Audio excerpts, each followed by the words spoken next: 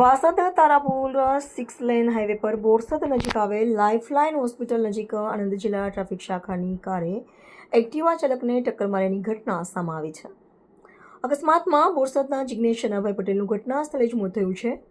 અકસ્માત બાદ મૃતદેહને પોસ્ટમોર્ટમ માટે હોસ્પિટલ ખસેડવામાં આવ્યો છે. બોરસદ પોલીસે ઘટના સ્થળે પહોંચી કાર્યવાહી હાથ ધરી છે.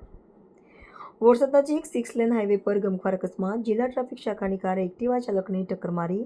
અકસ્માતમાં જિગ્નેશ શનાભાઈ પટેલનું ઘટના સ્થળે મોત. લાઇફલાઇન હોસ્પિટલ નજીક અકસ્માતની ઘટના. મૃતદેહ પીએમ માટે હોસ્પિટલ ખસેડાયો. રિપોર્ટર અલ્તાફ મલિક સાથે ઇકબાલ પરમાર, તારાપુર. નમસ્તે મિત્રો, હું છું ચાંદની પરમાર. આપની મનપસંદ ચેનલ એટલે કે દીવ મિરર ન્યૂઝ ચેનલને લાઈક કરો, શેર કરો અને ફોલો કરો.